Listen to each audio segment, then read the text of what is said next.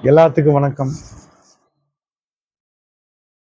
நம்ம போன வீடியோல வந்து மிஷின் எப்படி ஓட்டுறது, என்ன பண்றது எல்லாமே நம்ம தெளிவா சொல்லியிருந்தோம். இப்போ வந்து நம்ம என்ன பண்றோம்னா, எல்லாரும் என்கிட்ட கேட்கிற ஒரே கேள்வி, "சார் உங்ககிட்ட அட்வான்ஸ் வேணும், அட்வான்ஸ் குடுக்கணுமா? இல்ல முன்பதிவு பண்ணணுமா?" அப்படின்னு கேட்கறாங்க. இல்ல முன்பணம் குடுத்துட்டு நம்ம முன்பதிவு பண்ணணுமான்னு கேட்கறாங்க. நம்மகிட்ட நோ அட்வான்ஸ், முன்பணம் நம்ம வாங்குறதில்ல. ரெடி பேமெண்ட் குடுத்தா நீங்க உடனே மிஷின் எடுத்துக்கலாம். சரிங்களா? சில பேர் என்ன கேட்கறாங்க, "நீங்க சார் நான் புக் பண்ணி நாங்க அட்வான்ஸ் குடுத்து புக் பண்ணா எவ்வளோ நாள்ல நீங்க மிஷின் குடுப்பீங்க? எத்தன நாள்ல மிஷின் குடுப்பீங்கன்னு?" சொல்லிட்டு இருக்காங்க. நான் எல்லாத்துட்டயும் சொல்றது தான். நான் அன்னைக்கு சொன்னத நான் இன்னைக்கு சொல்றேன். நாங்க வந்து எங்க ஒர்க் ஷாப்ல, எங்க ஃபேக்டரியில நாங்க ஒரு 10 மிஷின் தயார் பண்றோம் அப்படின்னா, நாங்க வெளிய வந்து 2, 3 இடத்துல தயார் பண்ணி, எங்க குவாலிட்டிலயே நாங்க தயார் பண்ணி வாங்கிட்டு இருக்கோம். அங்க ஒரு 10 மிஷின், அங்க ஒரு 10 மிஷின். அப்ப வாரம் வந்து ஒரு 30 மிஷின் பக்கம் வந்து நாங்க வெளிய இருந்து வாங்குறோம்.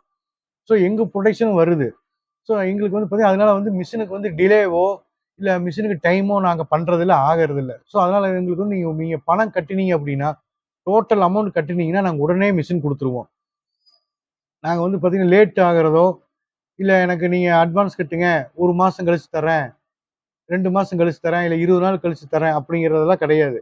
எந்த ஒரு தொழிலுமே வந்து ஆர்வம் உள்ளவங்க பண்ணும்போது, நம்ம அதுக்கு தகுந்த மாரி நம்ம வந்து பண்ணணும். இல்ல அப்படின்னா, நம்ம வந்து வெளிய கொட்டேஷன் எடுத்து நம்ம வெளிய பண்ணணும். ஸோ இதுதான் நம்மளுடைய கான்செப்ட். ஏன்னா, உங்களோட திருப்தி தான் நீங்க மனசார சந்தோஷமா வாங்கி நீங்க பண்ணா தான் அந்த தொழில் வந்து திருப்தி அடையும்.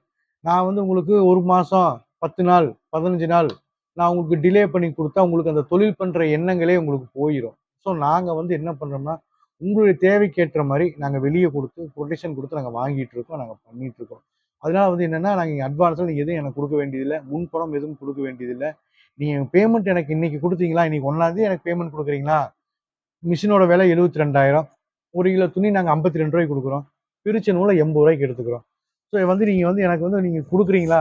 ஒரே நாள்ல பாருங்க. மிஷின் வந்து இதான். 52,000 72,000 மிஷின் விலை. 72,000க்கு நீங்க மிஷின் நான் குடுக்குறேன். துணி கிலோ ரூ. 52 குடுக்குறேன். நீங்க பிரிச்சு குடுத்த நூல வந்து நான் வந்து ரூ. 80 எடுத்துக்கிறேன். சரிங்களா? இது எல்லாமே வந்து நீங்க எனக்கு பேமெண்ட் நீங்க குடுக்குறீங்க. 2 ஒரு பண்டல் ரூ. 2,600, 2 பண்டல் ரூ. 5,200. 72,000 ஒரு 5,000 ரூ. 77,000 நீங்க எனக்கு பணம் குடுத்தீங்க அப்படின்னா, இன்னைக்கு 1ஆம் தேதி அப்படின்னா, இன்னைக்கே புக் பண்ணிருவோம். 2ஆம் தேதி உங்களுக்கு வந்து மிஷின் வந்து டெலிவரி ஆயிரும். இதான் எங்களுடைய கான்செப்ட். இப்படித்தான் நாங்க பண்ணிட்டு இருக்கோம். இதனால தான் நம்பர் 1 சக்சஸா நம்ம கம்பெனி போயிட்டு இருக்கு. ஸோ அதுல எந்த ஒரு மாற்றமும் இல்ல. அதே மாரி நூலும் அதே மாரி தான். இந்த நூல்லாம் பார்த்தீங்கன்னா 10 டன், 20 டன் வரும். நாங்க இது எதுக்காக நாங்க பண்டல் போடாம வச்சிருக்கோம் அப்படின்னா, இப்ப கஸ்டமர் பார்ட்டி வந்து பார்த்து, இந்த எங்களுக்கு இந்த கலர் வேணும். இப்படி வாங்க. இந்த கலர் வேணும். நாங்க இப்படி தான் எங்களுக்கு வந்து மிக்ஸ் பண்ணி போடுறோம். அப்படின்னு தெரிஞ்சுக்கிறதுக்காக தான் வந்து நாங்க நூல வந்து இந்த அளவுக்கு நாங்க போட்டு வச்சிருக்கோம். இதுலயே வந்து பார்த்தீங்கன்னா பண்டல் இங்க போட்டு வச்சிருக்கோம். இதான் பண்டல். இது வந்து நூலோட பண்டல். 50 கிலோ பண்டல் போட்டு வச்சிருக்கோம். கேட்டாங்கன்னா அப்படியே போட்டு விட்டுருவோம். இதெல்லாம் வந்து பார்த்தீங்கன்னா, கஸ்டமர் வந்து கொண்டு வந்து குடுத்த பண்டல். இது வந்து இனிமேல் வந்து ஒவ்வொருத்தரும் நாங்க செக் பண்ணுவோம், உதருவோம். அந்த அந்த வர பண்டல் தான் இது. சரிங்களா? இப்படித்தான் நம்மளுக்கு போயிட்டு இருக்கோம். இதுல வந்து பார்த்தீங்கன்னா, உங்களுக்கு ஓகே. இது வந்து நம்ம மிஷினுக்கு குடுக்குறோம். துணி மிஷின் சேல் பண்றோம். அட்வான்ஸ் வாங்காம உடனே பேமெண்ட்ல குடுக்குறோம். துணியும் குடுக்குறோம், நூலும் எடுத்துக்கிறோம். இது ஆவரேஜா இது நம்ம பண்ற தொழில், பிசினஸ். இது ஓகே. நல்லபடியா போயிட்டு இருக்கு. இதே வந்து எங்கெங்க குடுக்கலாம், எங்கெங்க விக்கலாம், எந்த மாரி இருக்குது அப்படின்னு சொல்லிர்றேன். இந்த நூல வந்து நாங்க வந்து பார்த்தீங்கன்னா, ஹார்ட்வேர்ஸ் கடைக்கு குடுத்துட்டு இருக்கோம். பெரிய பெரிய இண்டஸ்ட்ரியல் ஏரியாக்கு நாங்க குடுத்துட்டு இருக்கோம். நாங்க ரூ. 100 ரூ. 110 ஒவ்வொரு கஸ்டமர பொறுத்து குடுத்துட்டு இருக்கோம். இதே எங்ககிட்ட நூல் வாங்குறவங்களுக்கு, மிஷின் வாங்குறவங்களுக்கு, வெளிய பார்ட்டி புடிச்சவங்களுக்கெல்லாம் பார்த்தீங்கன்னா, சார் நாங்க பார்ட்டி புடிச்சுட்டோம். எங்களால புரொடக்ஷன் வந்து ஒரு நாளைக்கு 30 கிலோ, 40 கிலோ தான் எங்களால புரொடக்ஷன் பண்ண முடியுது. நாங்க 100 கிலோ, 200 கிலோ ஆர்டர் எடுத்து வச்சிருக்கோம். அப்படின்னு கேட்கிறவங்களுக்கு நாங்க எப்படி கஸ்டமர்ட்ட வாங்குறோமோ, அதே ரேட்டுக்கு நான் குடுத்துட்டு இருக்கேன். சரிங்களா? இதுல வந்து எனக்கு என்னன்னா, எங்க பசங்க உதருவாங்க, செக் பண்ணுவாங்க, சம்பளம் அதெல்லாம் நான் பார்க்கறது இல்ல. ஒரு தொழில உருவாக்கி குடுக்குறோம். ஒரு தொழில வந்து பண்ணுங்கன்னு சொல்லி நம்ம ஒரு உதவிகரமா பண்றோம். ஒரு என்கரேஜ் பண்றோம். அதனால வந்து நம்ம வந்து ஒரு லாபமோ, ஒரு எதுவுமே நம்ம வந்து பண்றதில்ல. நம்ம வந்து ஒரு லாபத்தோட நோக்கத்துக்காக நம்ம பண்றதில்ல. ஒரு பண்ணட்டும், ஒரு தொழில் உருவாக்கி குடுக்குறோம். ஒரு தொழில் பண்ணட்டும். அப்படிங்கிற கான்செப்ட்ல தான் வந்து நம்ம இந்த தொழிலவே நம்ம வந்து முன்னெடுத்து பண்ணிட்டு இருக்கிறோம். ஸோ இதுல ஒரு லாபம் சம்பாரிக்கிறதோ, இதுல வந்து நான் ஒரு நமக்கு இதுல எந்த ஒரு ஒரு பெரிய வருமானமோ கிடையாது. ஏதோ நம்மனால முடிஞ்சது, நம்ம என்ன பண்ணணுமோ பண்ணிட்டு இருக்கோம். இந்த லைட்டையும் போட்டுரு. என்ன பண்ணணுமோ அதையும் நம்ம பண்றோம். ஸோ அதனால வந்து ஒரு லாப நோக்கத்தோட நம்ம பண்றதில்ல. நம்ம வந்து கஸ்டமருக்கு நம்ம என்ன கொடுக்குறோம், அவங்க வந்து தொழில் பண்றதுக்கு நம்ம எந்த அளவுக்கு உதவி செய்றோம் அப்படிங்கிற கண்ணோட்டத்துல தான் நம்ம இத பண்ணிட்டு இருக்கோம். சரிங்களா? நீங்க நினைக்கலாம், இந்த மிஷின் வந்து புரொடக்ஷன் வந்து எனக்கு நான் 50,000 தான் வரும். நீங்க 70,000க்கு விக்கிறீங்க, 70,000 கண்டிப்பா இருக்கலாம். யாருமே ஒரு குறிப்பிட்ட ஒரு லாபத்தோட தான் பண்றோம். ஏன்னு கேட்டீங்கன்னா, நம்ம சர்வீஸ்க்கு வந்து 1 இயர் ஃப்ரீ சர்வீஸ் பண்றோம். நம்ம பையன் வர்றான், உங்க ஊருக்கு வர்றான், வெளியூருக்கு வர்றாங்கன்னா, ஒரு நாளைக்கு சம்பளம் வந்து பார்த்தீங்கன்னா, மாசத்துல 25 நாள் தான் அவன் வேலை செய்றாங்க. ஒரு நாளைக்கு ரூ. 1,200 சம்பளம் போகுது. ஸோ அந்த சம்பளம் எல்லாமே நம்ம இதில வச்சு தான் நம்ம பண்றோம். அதுக்கப்புறம் நூல குடுக்குறோம். நம்ம 4 பக்கம் அலைஞ்சு துணி எடுத்து குடுக்குறோம். அதே மாரி நூல திருப்பி வாங்குற அதுக்கு 2 பேர் ஒர்க் பண்றாங்க. 4 பேர் போய் துணி எடுத்துட்டு வர்றாங்க. ஸோ 4 பேத்தோட சேலரி 2 இங்க இருக்கிறவங்க 2 பேத்தோட சம்பளம், நம்ம ஸ்டாக் வச்சு விப்போம். இது எல்லாம் ஈடு கொடுத்தா நமக்கு வந்து ஒரு பிசினஸ் பண்ணிட்டு இருக்கோம். இதுவே வந்து நம்ம பார்டர் ரேட்ல தான் நம்ம பண்ணிட்டு இருக்கோம். சரிங்களா? அப்படிங்கும்போது உங்களுக்கு உருவாக்கி குடுக்குறோம். நாங்க பெருசா இதுல சம்பாரிக்கிறதோ, லாபமோ கிடையாது. வாங்கி விக்கிறவங்களுக்கு லாபம் இருக்கு. எந்த ஒரு ஒரு தொழிலையே எடுத்துட்டீங்கனாலும், நீங்க கஷ்டப்பட்டா தான் நீங்க சம்பாரிக்க முடியும். நீங்களும் கொஞ்சம் கஷ்டப்படணும். நான் எப்படி இவ்வளோ வந்து பார்த்தீங்கன்னா, இவ்வளோ நூல வச்சிருக்கிறேன், இவ்வளோ நூல நான் விக்கிறேன். நான் பைபேக் எடுத்துட்டு இருக்கேன். 100% நான் பைபேக். லைஃப் டைம் பைபேக் எடுத்துட்டு இருக்கேன். ஸோ அது வந்து அந்த கான்செப்ட் அது வேற ரூட். இது வந்து ஒரு பைபேக். அடுத்தது ஒரு வழி இருக்கு. நீங்க ரூ. 1000 வேணும் அப்படின்னா, நீங்க என்கிட்ட குடுக்கலாம். ரூ. 1000க்கு மேல உங்களுக்கு வருமானம் வேணும், நீங்க சம்பாரிக்கணும் அப்படின்னா, நீங்க வந்து இந்த மாரி சேல்ஸ் பண்ணி நூல போட்டு நீங்க எடுத்துக்கலாம். ஸோ அதனால நீங்க எந்த ஒரு மாற்றமும் இல்ல. நீங்க வந்து எங்ககிட்ட குடுக்கறதா இருந்தா குடுக்கலாம். இல்ல நீங்க பைபேக் பண்றதா இருந்தா நீங்க பைபேக் பண்ணலாம். அது வந்து உங்களோட விருப்பம் தான். ஸோ அது வந்து நான் வந்து உங்களுக்கு வந்து இப்ப எங்ககிட்டயே குடுங்க. இல்ல நீங்க வெளிய விக்கக்கூடாது. அந்த மாரிலாம் நான் சொல்றது இல்ல. ஸோ நீங்க வந்து தாராளமா நீங்க யார்ட்ட வேணாலும் விக்கலாம். நீங்க யார்ட்ட வேணாலும் குடுக்கலாம். நீங்க உங்க ஏரியால, உங்க ஊர்ல வந்து ஒரு ஸ்பேர் பார்ட்ஸ் கடை, ஆட்டோமொபைல்ஸ், பெரிய பெரிய industrial area, lorry work shop, bike work shop, petrol bunk எல்லா பக்கம் நீங்க குடுக்கலாம். நீங்க போய் 4 பக்கம் விசாரிங்க. இப்ப நீங்க ஒரு தொழில் பண்றீங்கங்கும்போது, நமக்கு ஒரு ரூ. 4 வருமானம் வருது அப்படிங்கும்போது, நம்ம 4 பக்கம் வந்து விசாரிச்சு, 4 பக்கம் தேடி அலைஞ்சு பண்றதுல நம்ம ஒண்ணும் குறைஞ்சு போயிற மாட்டோம். நம்மளுக்கு அவசரம் தான் நம்ம இருக்கிறோம். சரிங்களா? நம்ம சம்பாரிக்கணுங்கிறதுக்கோசரம் 4 பேத்துட்டு போலாம் தப்பு இல்ல.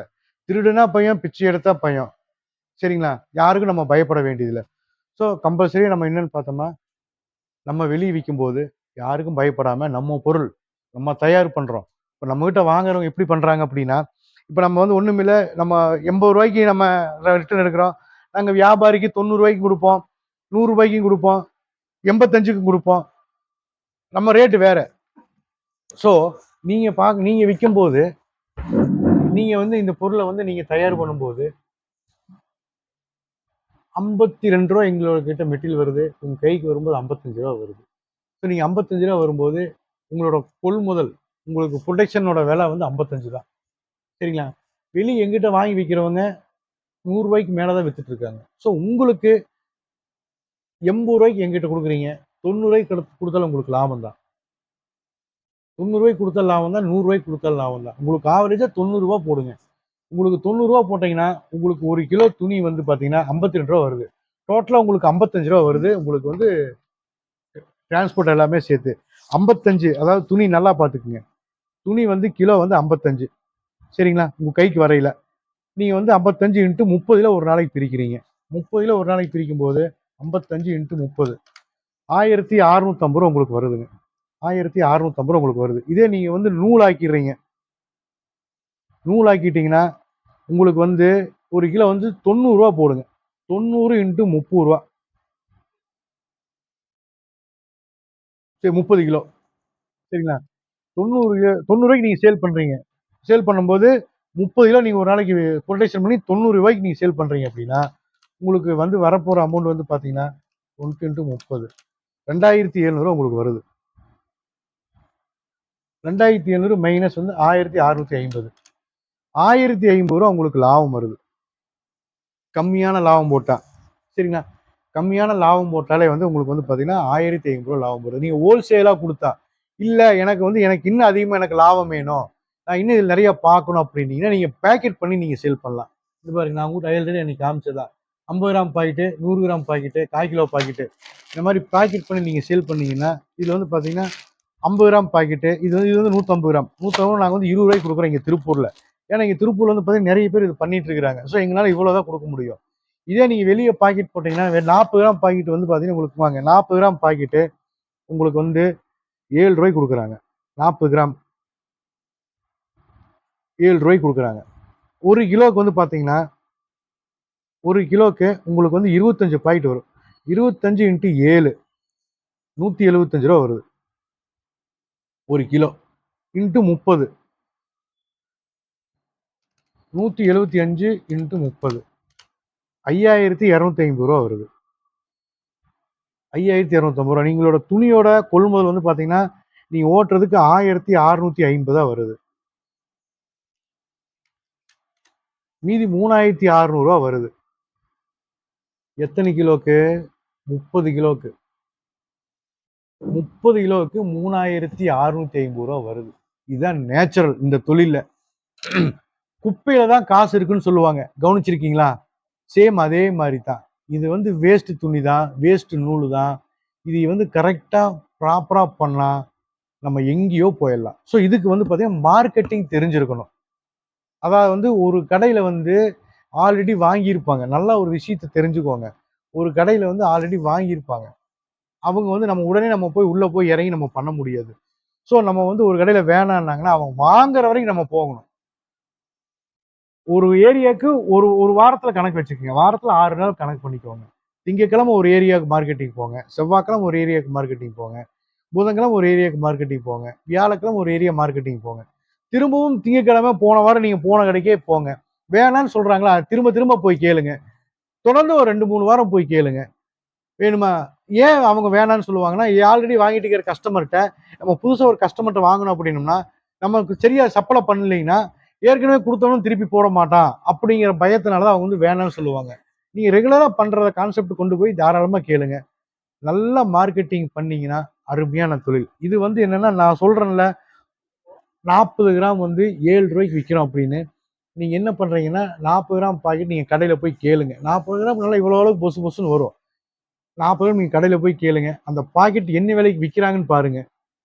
ரூ. 10 விப்பாங்க. நீங்க கடைக்காரங்க ரூ. 7 போடலாம். ரூ. 3 கிடைக்கும் ஒரு பாக்கெட்டுக்கு. அவங்க ஒரு நாளைக்கு 100 பாக்கெட், 150 பாக்கெட் விப்பாங்க. ஆனா இன்னொரு விஷயம் கேட்டீங்கன்னா, ஒரே இதுல யாருமே அவங்க ரூ. 1000 சம்பாதிக்கணும்னு எதிர்பார்க்க மாட்டாங்க. 10 பொருள் வச்சிருப்பாங்க. ஒரு பொருள் ரூ. 3 ரூ. 4 அந்த மாதிரி தான் சம்பாரிச்சு ஒரு ரூ. 1000 உருவாக்க முடியும். நீங்க நினைக்கிற மாதிரி, சார் அது எப்படி சார் நீங்க ஒரே கடைக்காரர் டெய்லி வாங்குவானா? அந்த அளவுக்கு வருமானம் அவனுக்கு இருக்கு அப்படின்னா, சின்ன சின்ன வருமானம் தான். எல்லா தொழிலுமே நீங்க ஒரு மளிகை கடையில எடுத்துட்டீங்கன்னா, பருப்பு 1/4 கிலோ வாங்குறான்னா, பருப்பு 1/4 கிலோவுக்கு ரூ. 500 லாபம் வராது. 1/4 கிலோ பருப்பு வாங்கினா ரூ. 2 லாபம் கிடைக்கும். இப்போ சிகரெட் ஒரு பாக்கெட் ஒவ்வொரு சிகரெட்டா விக்கிறாங்க. சிகரெட்ல எவ்வளோ பாக்கெட் வருது? ஒரு சிகரெட் வித்தா 10 பைசா லாபம் வருது. நான் உதாரணத்துக்கு சொல்ல வரேன். ஏன் நீங்க 10 பைசா லாபம் வருது. அதே மாரி தான். நீங்க கடுகு வாங்குனா, கடுகு 50 கிராம் வாங்குவாங்க. அது வரும் 6 மாசத்துக்கு வரும். அந்த 50 கிராம்ல அவன் எவ்வளோ லாபம் வந்துரும்? 50 கிராம் வந்து பார்த்தீங்கன்னா, 20 பைசா லாபம் கிடைக்கும். ஸோ அதாவது அவங்க எல்லா பொருளும் வச்சிருப்பாங்க. எல்லாத்துலயும் கொஞ்சம் கொஞ்சமான லாபம் தான். 10 கடைக்காய்க்கு நம்ம கொண்டு போய் குடுக்கும்போது நமக்கு ஒரு லாபம் வரும். இதான் இந்த தொழிலோட கான்செப்ட். உங்களுக்கு புரியலன்னா நான் என்ன சொல்றேன்னு மறுபடியும் ரீவைண்ட் பண்ணி பாருங்க. சரிங்களா? அப்படிங்கும்போது கடைக்காரங்க வந்து இது வாங்கி வச்சுக்குவாங்க. ஒரு 10 கடை புடிச்சு, ஒரு கடைக்காரன் டெய்லி 2 கிலோ வாங்கட்டுங்க. 10 கடைக்கு 20 கிலோ ஆச்சு. நீங்க 20 கிலோ குடுங்க போதும். பெருசா நீங்க பண்ணவே வேணாம். ஒரு கடைக்கு, ஒரு நாளைக்கு 2 கிலோ. வெறும் 2 கிலோ. 10 கடை புடிச்சா 20 கிலோ. போதுமே நீங்க சம்பாரிச்சது வந்துருமே. புரியுதா? 10 கிலோக்கு ரூ. 1000 கான்செப்ட் கணக்கு போட்டுக்கங்க. ஆனா நம்ம பாக்கெட் பண்ணணும். 50 கிராம் பாக்கெட் 25 பாக்கெட் பண்ணணும் 1 கிலோக்கு. நீங்க 10 கிலோன்னா 250 பாக்கெட் நீங்க போடணும். 20 கிலோ போட்டா 500 பாக்கெட் நீங்க போடணும். அதுல தான் 3600 உங்களுக்கு சும்மா வராது. நீங்க 500 பாக்கெட் போட்டா தான் நீங்க 3600 அதுல சம்பாதிக்க முடியும். நம்ம வாயில சொல்லிடலாம். 3600 நமக்கு லாபம் வருது அப்படி. அந்த 3600 நம்ம லாபம் வர நம்மளும் கஷ்டப்படணும். காலையிலேருந்து மதியம் வரைக்கும் நம்ம பாக்கெட் போடணும். அப்பதான் அதுல லாபம் வரும். இது 2 பேரும் சேர்ந்து ஒர்க் பண்ணணும். ஒரு வீட்ல கணவன், மனைவி 2 பேரும் சேர்ந்து வேலை செஞ்சா தான் 3600 நம்ம சம்பாதிக்க முடியும். காலையிலேருந்து சாயந்தரம் வரைக்கும் மனைவி ஓட்டலாம், கணவனும் ஓட்டலாம். சரிங்களா? சாயந்தரத்துக்கு மேல நீங்க வந்து மார்க்கெட்டிங் போலாம். நீங்க ஒரே நாள்ல வந்து காலையிலேருந்து பொழுது வரைக்கும் நீங்க மார்க்கெட்டிங் போகணுங்கிறது கிடையாது. 5 மணிக்கு மேல 6 மணிக்கு மேல நீங்க ஒரு 10 கடை, ஒரு 20 கடை சூஸ் பண்ணி வச்சுக்கோங்க. காலையில வரைக்கும் நீங்க ஓட்டுங்க. நீங்க மார்க்கெட்டிங் போற நேரத்துல வந்து உங்க வீட்ல உங்க சம்சாரத்த ஓட்ட சொல்லுங்க. நீங்க ஓட்டும்போது உங்க சம்சாரத்த பாக்கெட் பண்ண சொல்லுங்க. இல்லைன்னா உங்க வீட்ல உங்க சம்சாரத்த ஓட்டும்போது நீங்க பாக்கெட் பண்ணுங்க. நான் அந்த மாரி தான் நான் சொல்லி தரேன். இது வந்து நான் பேசிக்கா வந்து நேச்சுரலா வந்து இப்ப கஷ்டப்படணும். எனக்கு வருமானம் இல்ல. இதன் தொழில் நம்ம எப்படி முன்னேற்றம் அடைகிறது? அப்படிங்கிறவங்களுக்கு தான் நான் வந்து இத நான் சொல்றேன். சரிங்களா? உங்களுக்கு வந்து நீங்க என்கிட்ட குடுக்குறவங்க குடுத்ததுல அது எந்த மாற்றமும் இல்ல. திரும்பவும் சொல்றேன். நம்ம சம்பாரிக்கணும். நம்ம நல்லா போகணும் அப்படின்னு நெனச்சு, ஒரு குடும்பத்துல ஒரு கணவனும், மனைவியும் சேர்ந்து கஷ்டப்பட்டா மட்டுமே தான் அந்த குடும்பத்துல ஜெயிக்க முடியும். நல்லா ஒரு விஷயம் தெரிஞ்சுக்கங்க. கணவனோ மனைவியோ சம்பாதிக்கிற அப்படின்னா நம்ம நடுத்தரமாக தான் கொண்டு போக முடியும். அதுக்குண்டான வருமானத்தை நம்ம கொண்டு போக முடியும். ஒரு சொந்த தொழில் நம்ம பண்றோம் அப்படிங்கும்போது நம்ம கஷ்டப்பட்டு தான் வேலை செய்யணும். ஒரு வீட்டுல 4 பேர் இருக்கிறாங்கன்னா 4 பேரும் வேலை செய்யணும். இப்ப எங்க வீட்டுல வந்து 5 பேர் இருக்கிறாங்க. 5 பேருமே எனக்கு ஹெல்ப் பண்றாங்க. 5 பேரும் ஆளுக்கு ஒரு வேலை செய்யறாங்க. ஸோ அந்த மாதிரி ஒரு குடும்பம் எடுத்துட்டா 4 பேர் கஷ்டப்பட்டு 4 காசு சம்பாதிக்கணும், நம்ம 4 பேருக்கு நல்லா இருக்கணும் அப்படின்னா நம்ம குடும்பமே கஷ்டப்படணும். நம்ம எத்தனையோ நம்ம இதுல பார்த்துருக்கோம். ஈகோ பார்ப்பாங்க கணவன் மனைவிக்குள்ள. கடைசியில வருத்தப்படுவாங்க. நம்ம வீட்டுக்கிட்ட நம்ம ஈகோ பார்க்கணுமா, நம்ம மனைவி நம்ம ஈகோ பார்க்கணுமா அப்படிங்கிற மாதிரி அது கடைசியில தான் உங்களுக்கு தெரியுது. எல்லாம் பட்டு அடிபட்டதுக்கு அப்புறம் நம்ம அதையே நம்ம முன்னாடியே நம்ம வந்து அதை செஞ்சா என்ன, நமக்கோசரம் நம்ம மனைவி கஷ்டப்படுறாங்க, நம்ம வீட்டுக்காரர் நமக்கோசரம் கஷ்டப்படுறாரு, கணவனும் மனைவியும் புரிஞ்சு ஒரு தொழில் பண்ணாவே அந்த தொழில் 100% சக்சஸ் தான். அதைத்தான் நான் சொல்றேன்.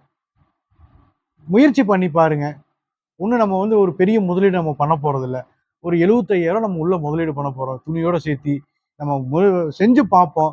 நீங்க செய்ய முடிஞ்சா செய்யலாம். செய்ய முடியலையா அந்த மிஷினை நிறைய பேர் வெளியே வாங்குறதுக்கு இருக்கிறாங்க. பாதி போகத்தான் செய்யும். நீ அவங்க விற்கிற ரேட்டோட பாதி ரேட்டு தான் நம்ம போகும். அது எந்த மாற்று கருத்தும் இல்லை. நீங்க எடுத்து ஒரே நாள் ஆனாலும் சரி, எடுத்து பல நாள் ஆனாலும் சரி, அது அந்த ரேட்டுக்கு தான் போகும். நம்ம அது ஒன்றும் பண்ண முடியாது. ஏன்னா நாங்க எடுக்கிறதில்ல. எடுக்கிறதுக்கு நிறைய பேர் இருக்காங்க. நாளைக்கு நிறைய பேர் கேட்டிருக்காங்க. அதையும் நான் சொல்றேன். ஸோ அந்த பாதி ரேட்டுக்கு தான் நமக்கு போகும். அதெல்லாம் எந்த பிரச்சனையும் கிடையாது. ஒரு ஒரு தொழில் இன்வெஸ்ட்மெண்ட் பண்ண எத்தனையோ பேர் லட்சக்கணக்கில் தொழில பண்ணி நஷ்டமாகுங்கிறாங்க, லாபம் வருதுங்கிறாங்க. உங்களுடைய அதிர்ஷ்டம், உங்களுடைய உழைப்பு, இது நஷ்டமா இருக்கலாம் வாய்ப்பு இல்லை. உங்களுடைய உழைப்பு இருந்துச்சு அப்படின்னா இந்த தொழில் நல்லா வருமானம் பார்க்கலாம், நல்லா வருமானத்தை ஈட்டலாம். அது உங்க கையில தான் இருக்கு. பாருங்க. நான் உங்களுக்கு ஃபுல் சப்போர்ட் பண்றேன். எதா இருந்தாலும் கால் பண்ணுங்க, மெசேஜ் பண்ணுங்க, வாட்ஸ்அப் பண்ணுங்க. டவுட்டா இருந்தா ஃபோன் பண்ணி கேளுங்க, கமெண்ட் பண்ணுங்க.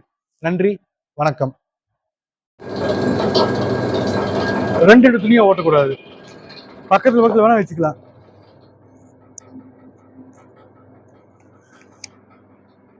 இந்த மாதிரி பக்கத்துல வச்சு ப்ரொடெக்ஷன் வச்சு வருங்க. சரிங்களா?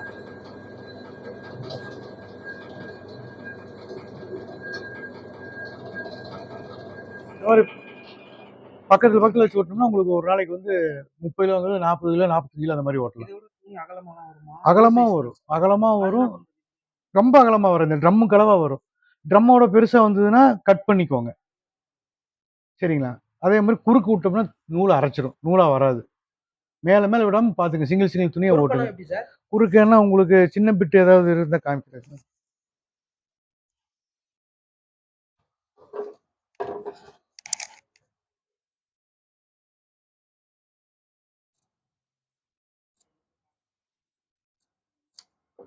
அதாவது இது வந்து துணி வந்து நேரா இருக்குதுங்க.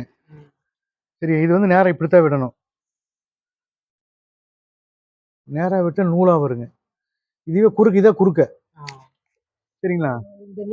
ஆமா, நீட்டு வாக்கில் தான் விடணும். குறுக்கு இப்படி விடக்கூடாது. அப்படி விட்டோம்னா எப்படி வரும்னு பாத்துக்கங்க.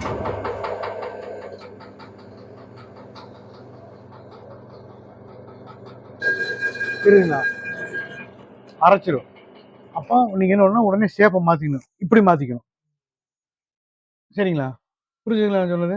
உங்களுக்கு எல்லாமே பஞ்சா தான் வரும். இப்போ நீங்க எடுத்துட்டீங்கன்னா இங்க பாருங்க, இது எல்லாமே வந்து சிங்கிள் துணியா வராது, பஞ்சா தான் வரும். இப்போ சப்போஸ் உங்களுக்கு ஒரு உதாரணத்துக்கு சொல்றேன், இப்படி பஞ்சா வருதுன்னு வச்சுக்கோங்க. இப்படி இருக்குது, இப்படி பஞ்சா தான் வரும். இப்படி விடுறீங்க. இப்போ நான் விட்டு வந்து இப்படி குறுக்க வந்து அரைச்சது ஒரு துணி விட்டீங்கன்னா உங்களுக்கு தெரிஞ்சிடும் அரைச்சது. அப்ப நீங்க என்ன பண்ணா உடனே இந்த ஷேப் மாத்திக்கணும். கன்ஃபியூஸ் ஆகிறதுக்கு ஒண்ணுமே இல்லை. இந்த ஷேப்ல மாத்தணும், நூலா போகும் பாருங்க.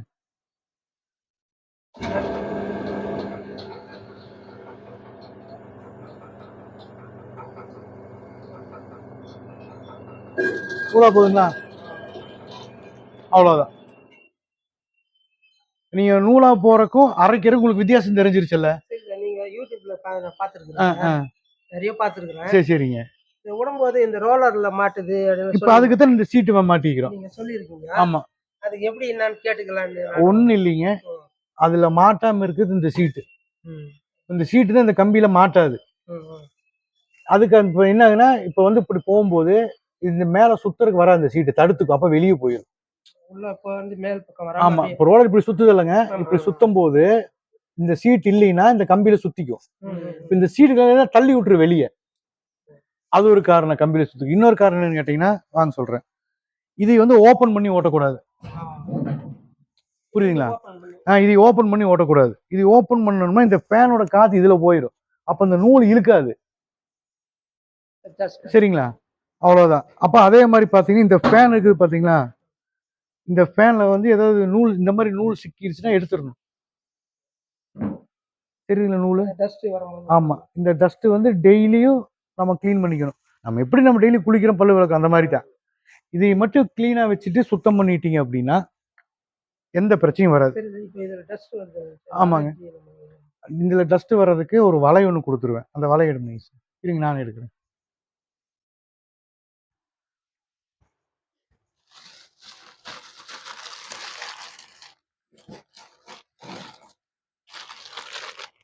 உங்களுக்கு இந்த வலை ஒன்று கொடுத்துருவாங்க.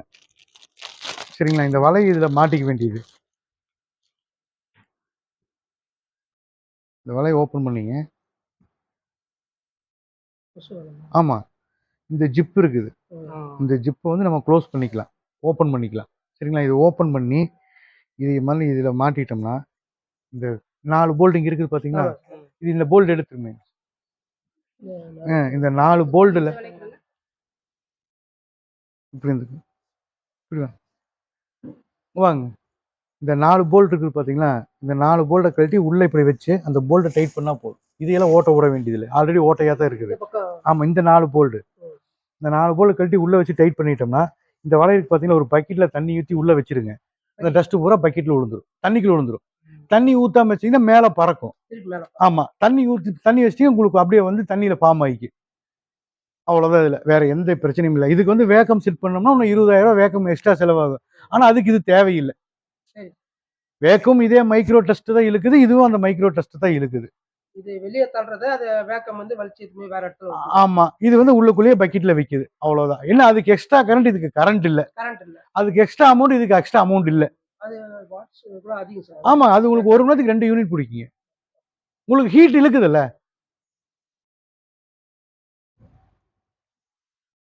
இப்போ அதுலலாம் பார்த்தோம், ரோலர் ஒரு பக்கம் வரைக்கும் தேஞ்சிருக்கு, ஒரு பக்கம் அது பழைய ஒரு பக்கம் விடுறதுனால, ஒரே பக்கம் விடக்கூடாது. இதுல ஆரம்பிச்சு அப்படியே விடணும். அதையும் காமிச்சிடுறவாங்க. உங்களுக்கு பெரிய துணி எல்லாம் வருது இல்லைங்க, உங்களுக்கு பெரிய துணி வரும்போது நீங்க இதுல ஆரம்பிக்கணும். இந்த துணி இருக்குன்னு வச்சுக்கோங்களேன்,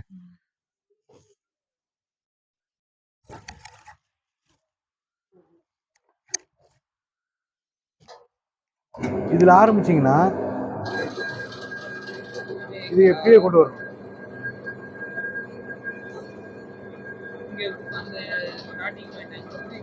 அங்கிருந்து கொண்டு வரணும். அப்பதான் உங்களுக்கு வந்து எது தேஞ்சாலும் ஒரு ஈவனா தெரியும். ஒரே பக்கம் விட்டோம்னா அது போயிடும். ஒரு போயிரும்னா கவனிக்காம விட்டாதான் போகும். ரொம்ப சிம்பிளுங்க, இது பெரிய வித்தையெல்லாம் ஒண்ணுமே கிடையாது. நான் ஒரு இடத்துல பார்த்தேன், பெங்களூர்ல தம்பி. சரிங்க. போயிருந்தேன், மிஷின் இந்த மாதிரி தான் இருக்கு.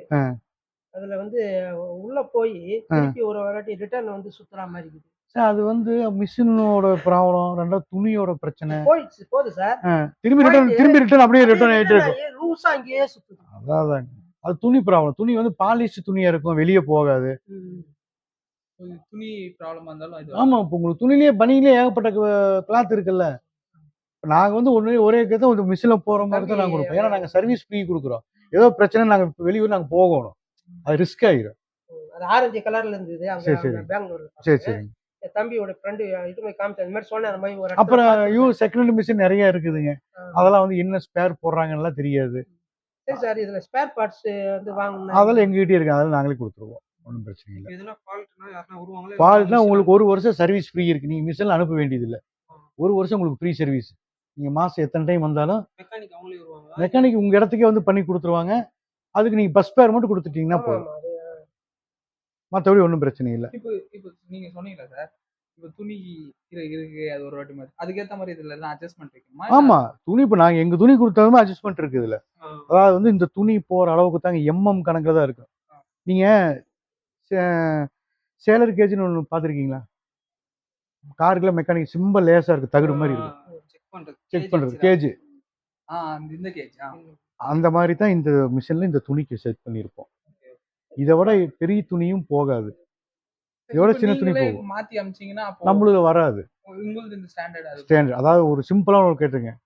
இது கறிக்கடை, மட்டன் கடை, இது கோழிக்கடை. இந்த கோழிக்கடையில கறி மிக்ஸ் ஆகும், மாட்டுக்கறி மிக்ஸ் ஆகுமா? கோழிக்கடையில தலை மிக்ஸ் ஆகும், குடல வெளிய போற குடல் கூட மிக்ஸ் ஆகும், கால் மிக்ஸ் ஆகும் அந்த கடையில. இந்த பொருள் இங்க போறதுக்கு வாய்ப்பு இல்ல. கரெக்ட்டா? அதே மாரி தான். எதுங்க? அதான் நாங்க இதெல்லாம் தனியா எடுத்து வச்சுருவோம். இதெல்லாம் வெளிய இருந்து வர்றது. அந்த லாட்டே வேற அது. ஒரு ஒரு 200, 300 கிலோ வாங்குனா ஒரே மாதிரி துணி தான் வரும். எல்லாமே கலந்து வரும். கலர் மிக்சிங் ஆகி வரும், சைஸ் மிக்சிங் ஆகி வரும், துணி ஒரே துணி தான் வரும். தப்பா இருக்கிற மாதிரி. அதேதான். அந்த எம்எம்ல வரும், பாலிஸ்ட், லைக்ரான்லாம் இருக்குது. பனியன் கிளாத்லயும் நெறைய இருக்குது. அதுக்கு தான் கேக்குறேன். இப்ப நீங்க போட்டிருக்கிற பனியன் வேற, ம். உள்ளுக்குள்ள போடுற பனியன் வேற. ம். அந்த மாரி அதுலயும் நெறைய வெரைட்டி இருக்கு. எங்களுது ஒரே வெரைட்டி, மிஷின்ல வர மாரி தான் இருக்கு துணி. இது ஒரு செட்டிங் வச்சீங்கன்னா அந்த துணி எல்லாம் அதிலேயே போகும். எல்லாம் அதுலயே போகும். மாத்த முன்ன பின்ன துணி வெயிட் இருந்தா பிரச்சனை இல்ல. அந்த துணி வந்து பாலிஸ்ட் கலக்காம இருக்கணும். பாலிஸ்ட் சில துணி வலுவலுன்னு இருக்கு தெரியுங்களா? ஆமா. அந்த மாதிரி துணி கலக்காம இருக்கணும். அது வெளிய வாங்கும்போது எல்லாம் கலந்துதான் வருங்க. வெளியே தனியா. வெளிய வாங்கும்போது நாங்க என்ன பண்ணிடுவோம், போட்டு உட்கார்ந்து பிரிச்சு எடுத்துருவோம். இங்க பாக்குறப்ப ஒரு வேரியேஷன் இருக்கு. அதுக்கு தான் கேக்குறேன். ஆமா, பிரிச்சிருவோம். நாங்க பிரிச்சு பண்டல் போட்டு வச்சுக்கிறோம் பாத்தீங்களா? இது பூரா நல்ல துணி. இங்க பிரிக்காம இங்க இருக்கு. இதெல்லாம் பிரிப்போம்.